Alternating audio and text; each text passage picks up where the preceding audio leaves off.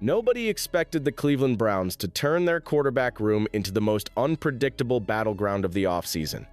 4 quarterbacks, 0 clear favorites. And every single rep at OTAs is a silent audition for the starting job. While fans are still adjusting to the idea of Flacco in orange and brown, something bigger is unfolding behind the scenes.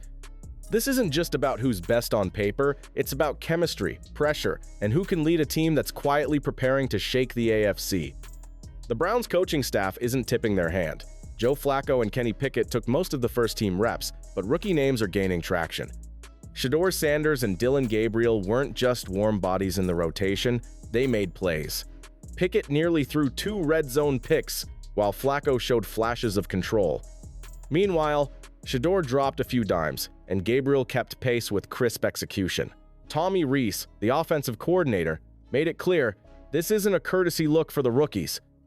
It's a real competition, and the wild part? No one is running away with it. What nobody's talking about is just how real this race has become. According to ESPN's Kimberly A. Martin, both Sanders and Gabriel are firmly in the mix, not as future projects, as current threats. If that sounds premature, consider this. It's early June, and the gap is already closing. There's no pecking order anymore, just pressure. And the quarterback who handles it best might not even be the one fans expect, but one of them is already pulling ahead, and that story is just beginning. But before we get into that, hit that like and subscribe button for more Browns and all the NFL content. Let's aim for 500 likes on this video. There's something happening with Shador Sanders that Browns fans need to start paying serious attention to.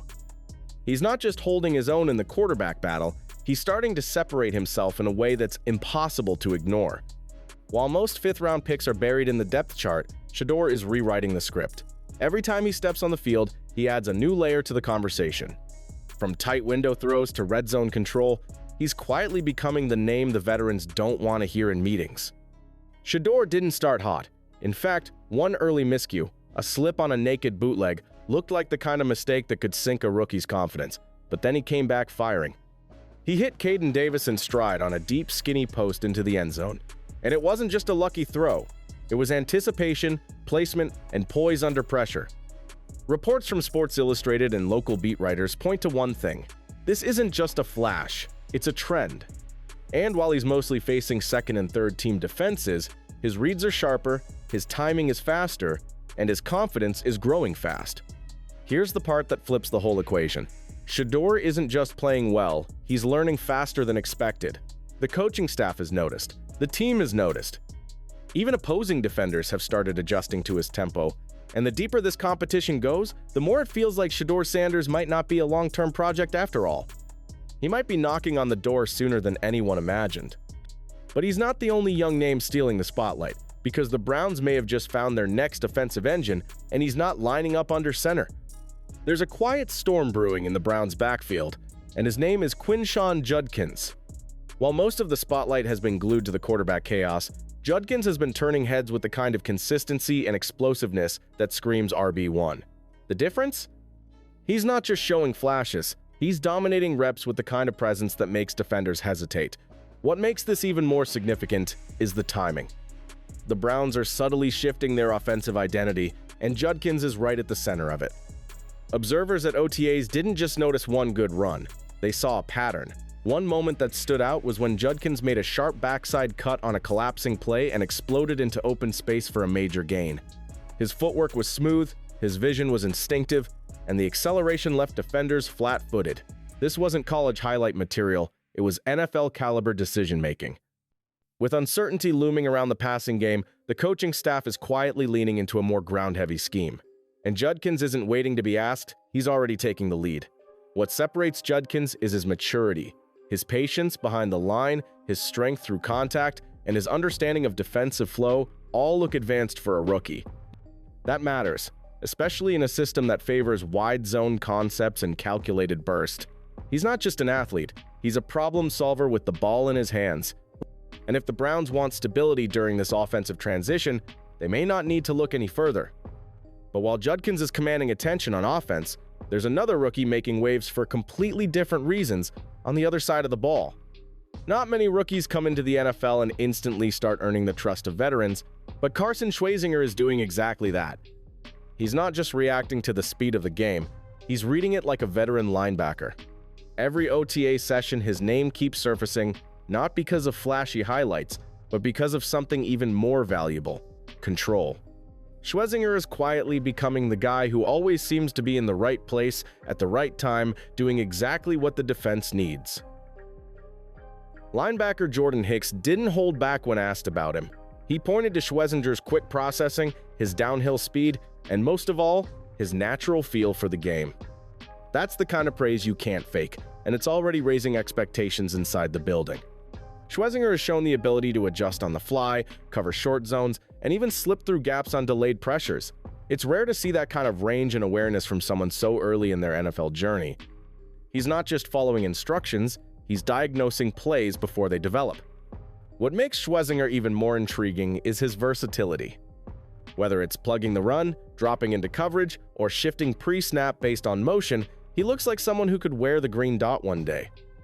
And with the Browns' defensive structure starting to take shape under an aggressive coordinator, having a player with leadership potential at linebacker could become a key piece. But as impressive as Schwezinger has been, there's another rookie who's learning how to dominate in a completely different way, one built on raw strength, power, and expectation.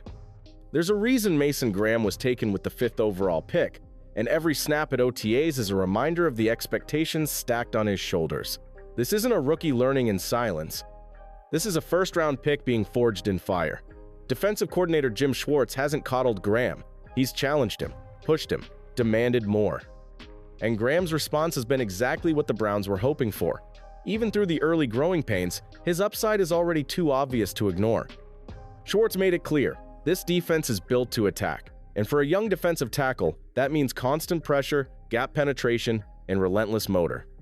Graham's physical gifts are undeniable, but it's his adaptability that's drawing attention. He's learning how to play with leverage, how to time his first step, and how to stay explosive through contact. During drills, he's already flashed moments of dominance, swimming past guards, collapsing pockets, and forcing quick throws. Coaches see it, teammates feel it. And once the pads come on, that impact is only going to grow. The transition won't be instant. That's part of the process. But Graham has already shown he's not just here to rotate, he's here to anchor. His presence alone could tilt the line of scrimmage in Cleveland's favor. And as Schwartz molds this group into a fearless, high-pressure unit, the defense is starting to reveal its identity. Joe Flacco and Jerry Jeudy are forming one of the Browns' most promising offensive connections, quietly building chemistry that's standing out during OTAs. While the quarterback competition remains unsettled, Flacco's growing rhythm with Jeudy has become a rare constant. With Elijah Moore out of the picture, Jeudy is stepping confidently into the WR1 role, running sharp routes, creating separation, and proving he's ready to lead. In a system that may lean on stability amid change, this emerging duo could be the foundation Cleveland's offense needs heading into minicamp. And one more name can't be ignored: Diontae Johnson. 2 weeks of OTAs, and no sign of him on the field. Voluntary or not, it's a missed opportunity. New system, new team, new quarterback room, and no effort to build chemistry? For a player who's already on thin ice, every absence sends a message. But what do you think? Should Pickett be traded? And does Diontae still have a role in this offense? Drop your take in the comments. And don't forget, subscribe now to get every Browns update before the rest of the league catches on.